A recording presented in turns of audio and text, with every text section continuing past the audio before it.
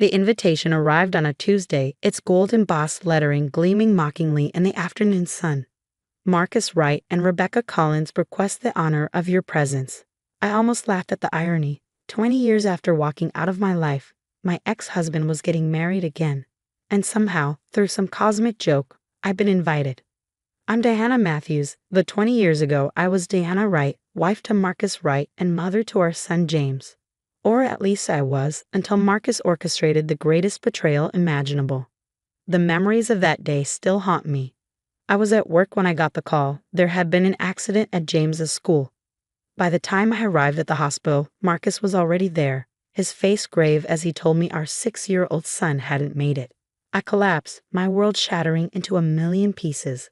The following weeks were a blur of grief and confusion. Marcus handled everything. The funeral arrangements, the paperwork, even the life insurance claim. I was too devastated to question anything, too broken to notice the inconsistencies that should have raised red flags. It wasn't until 6 months later that I discovered the truth. A chance encounter at a grocery store changed everything.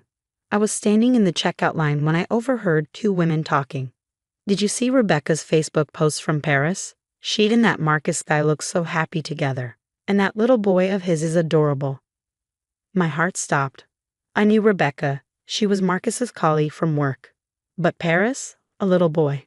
With trembling hands, I pulled out my phone and searched for Rebecca Collins on Facebook. Her profile was public, and there they were, Marcus, Rebecca, and a little boy who looked exactly like my James. The timestamps on the photos showed they'd been taken just weeks after James' death. My son wasn't dead. Marcus had stolen him, faked his death, and started a new life with his mistress. The revelation nearly destroyed me all over again. But this time, instead of collapsing into grief, I felt something else. Rage. Pure, white-hot rage that burned away the fog of depression I'd been living in. I immediately hired a private investigator, but Marcus had covered his tracks well. He and Rebecca had moved to Europe, using his dual citizenship to establish a new life. The death certificate, the funeral, everything had been carefully orchestrated to make it appear that James had died in that accident. For years, I followed their lives from afar, watching through social media as my son grew up calling another woman mom. I saw birthdays, school events, family vacations, all the moments that should have been mine. But I couldn't do anything without risking Marcus disappearing with James again. So I waited. I built a new life for myself, channeling my pain into success. I went back to school, earned my law degree, and became a specialist in international family law. The irony wasn't lost on me. Every case I took on was driven by the knowledge that somewhere out there, my son was growing up without knowing the truth.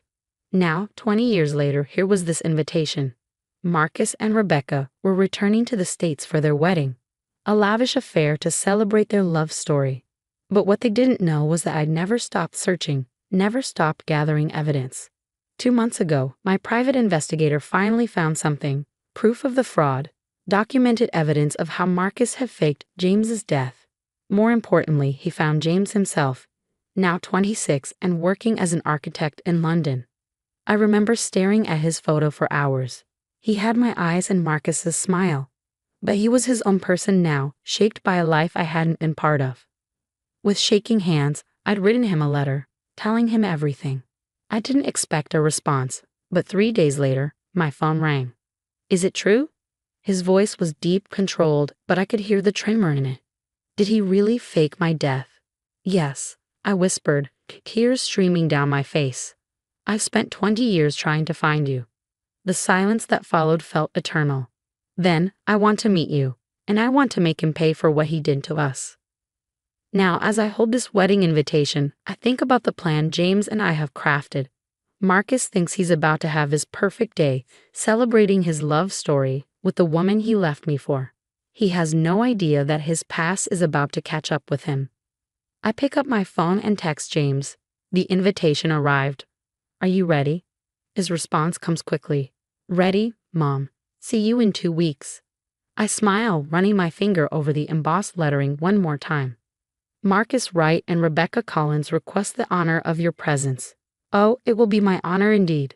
The day I learned Marcus had stolen our son, I died inside. But now, 20 years later, I'm about to show him exactly what that kind of death feels like. And this time, there won't be any coming back from it. The next 2 weeks passed in a blur of preparation and anticipation. James flew in from London, and seeing him in person for the first time in 20 years nearly brought me to my knees. We spent hours talking, filling in the gaps of 2 decades lost. I always felt something was off. James told me one evening as we sat in my living room, photos spread out between us. "Dad, Marcus, he would get weird whenever I asked about you. Rebecca tried to convince me you died when I was little, but things didn't add up." I handed him a photo of his 6th birthday party, the last one we'd celebrated together. "This was right before he took you. You wanted a Spider-Man cake, but I accidentally ordered Batman. You cried for 10 minutes straight." James laughed. Then his expression turned serious. "I remember that day. Vaguely. I remember someone singing. Was that you?" "Yes," I whispered, fighting back tears. "I sang the birthday song off-key on purpose because it always made you giggle." He stared at the photo for a long moment. All these years, I thought those memories were dreams or my imagination. Rebecca would tell me I was confused, that she'd always been my mother. But I knew, somewhere deep down, that something wasn't right. The pain in his voice made my heart ache. Marcus hadn't just stolen my son. He'd stolen James's truth, his history, his connection to who he really was. As the wedding day approached, we fine-tuned our plan. The ceremony was to be held at St. Patrick's Cathedral, a grand affair with over 300 guests. Marcus had done well for himself in Europe, building a successful investment firm. The wedding would be his crowning achievement, a celebration of the life he built on the ruins of the one he destroyed. The night before the wedding, I couldn't sleep. I stood at my window, watching the city lights flicker in the distance. 20 years ago, I'd been a broken woman, destroyed by what I thought was the death of my child. Now I was stronger, wiser, and finally ready to reclaim what was stolen from me. My phone buzzed with a text from Rebecca's sister, Emma. She'd been my unexpected ally in all this. When I'd reached out to her with the evidence of Marcus's fraud, she'd been horrified. She'd always had suspicions about her sister's sudden relationship with Marcus and their quick move to Europe. But Rebecca had shut down any questions. "Everything's set." Emma's text read, "The video presentation is loaded into the system. They have no idea." I smiled, thinking about the surprise we had planned. Marcus and Rebecca had asked Emma to put together a video montage of their love story to play during the reception. Instead, she created something very different, a carefully compiled presentation of evidence showing exactly how Marcus had faked James's death, including documents, photographs, and damning emails we'd uncovered. The next morning dawned bright and clear. I took extra care getting ready, choosing a deep blue dress that made me look elegant but understated. I wasn't there to steal attention, at least not yet. James met me at my apartment, looking handsome in his tailored suit. The resemblance to his father was striking, but there was a kindness in his eyes that Marcus had never possessed. "Ready?" he asked, offering his arm. I took a deep breath, steadying myself. Ready. The drive to the cathedral was quiet, both of us lost in our thoughts. As we pulled up, I could see guests streaming in, all dressed in their finest. Marcus had spared no expense. There were flowers everywhere, a red carpet leading up the steps, and uniformed attendants directing traffic. We waited in the car until most of the guests were seated. Through the cathedral's open doors, I could see Marcus standing at the altar, beaming with pride. He looked older but still handsome, his dark hair now streaked with silver. Rebecca stood with her bridesmaids, radiant in her designer gown, completely unaware that her perfect day was about to implode. "Mom," James said softly, touching my hand. "Are you sure about this? We could still walk away." I turned to look at him, this wonderful young man who had been ripped away from me. "No," I said firmly. "He needs to face what he did. They both do. You deserve better than a life built on lies." He nodded, squeezing my hand. "Then let's do this." We stepped out of the car just as the wedding march began to play. The timing was perfect. All eyes would be on Rebecca as she walked down the aisle. No one would notice us slipping in through the side door. Emma met us as planned, ushering us to our designated seats near the middle of the cathedral. From here, we had a clear view of Marcus's face as he watched his bride approach. He was smiling, tears in his eyes, probably thinking about how perfectly his life had turned out. I felt a fierce satisfaction knowing that smile was about to be wiped off his face. as Rebecca reached the altar and the priest began to speak. I caught Emma's eye. She gave an almost imperceptible nod. Everything was ready. The moment of truth was approaching, and 20 years of waiting were about to pay off. Marcus had no idea that his perfect wedding day was about to become his worst nightmare. Just as the priest asked if anyone had any reason why these two should not be wed, I stood up. The movement caught Marcus's eye, and for a moment, he just stared, his face going pale as recognition dawned. Then his gaze shifted to James, and I watched as every drop of blood drained from his face. It was time for Marcus Wright to learn that some deaths aren't permanent and some sins can't be buried forever. I object, I said, my voice ringing clear through the cathedral. The gasps from the guests created a wave of whispers that washed through the space. Marcus gripped the altar, his knuckles white. "Diana," he managed to choke out. "What are you?" Then his eyes locked on James again, and he stopped breathing altogether. Rebecca turned, confusion written across her face until she saw James.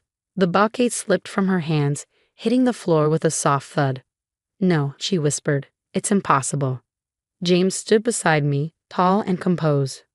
"Hello, Dad," he said, his voice steady. "Or should I say Marcus? Since you're clearly not the father you pretended to be." The priest looked between us, completely lost.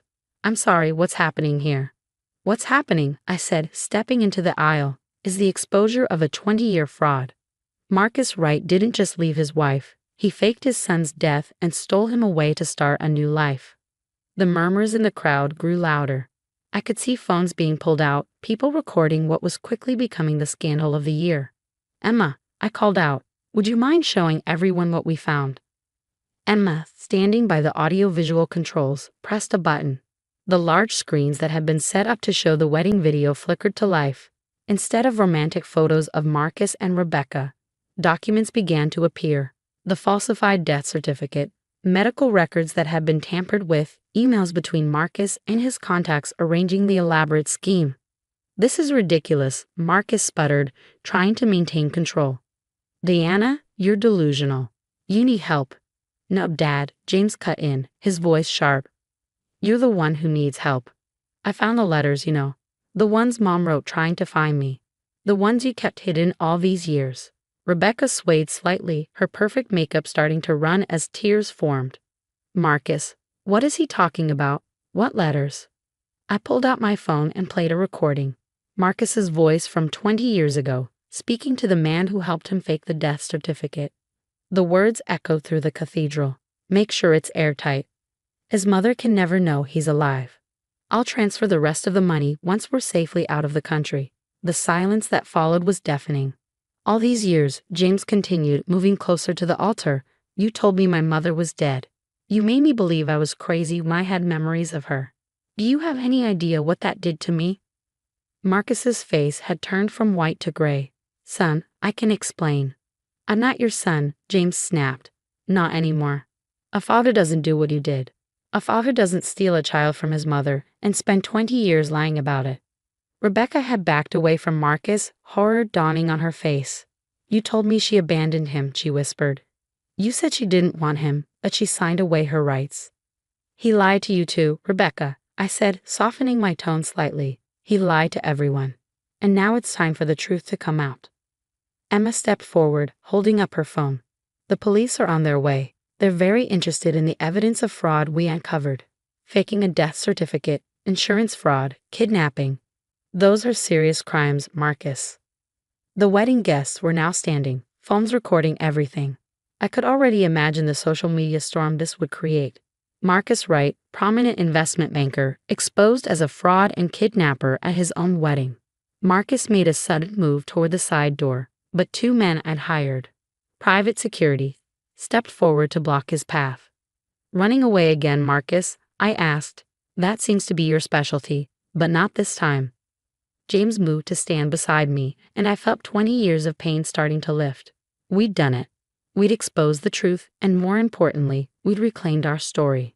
The police arrived minutes later, their sirens cutting through the chaos that had erupted in the cathedral. As they led Marcus away in handcuffs, I watched Rebecca sink into a pew, her wedding dress pulling around her like broken dreams. "Mrs. Wright," one of the officers approached me. We'll need you and your son to come down to the station to give formal statements." I nodded, then turned to James. "Are you okay?" He looked at the chaos around us, the shocked guests, the abandoned altar, the evidence of Marcus's crimes still displayed on the screens, and smiled slightly. "Yeah, Mom, for the first time in 20 years, I think I really am." Epilogue. Marcus Wright was sentenced to 15 years in prison for his crimes. The story made national headlines, leading to changes in how death certificates are verified and processed. Rebecca filed for an annulment and later testified against Marcus, claiming she had no knowledge of his elaborate scheme. James and I spent the next year rebuilding our relationship. We couldn't recover the 20 years that were stolen from us, but we could move forward together. He moved back to the States, taking a position at an architectural firm in a city to be closer to me. As for me, I finally felt free. The weight of 2 decades of searching, wondering, and grieving have lifted. I gotten my son back, and more importantly, I gotten justice. Sometimes late at night, I look at that wedding invitation that started it all, and I smile. Marcus thought he had orchestrated the perfect life, built on lies and stolen dreams. Instead, his wedding day became his downfall, and my greatest victory. They say revenge is a dish best served cold. But I think the best revenge is simply the truth finally brought to light after years of darkness. And sometimes that truth comes wrapped in a gold-embossed wedding invitation.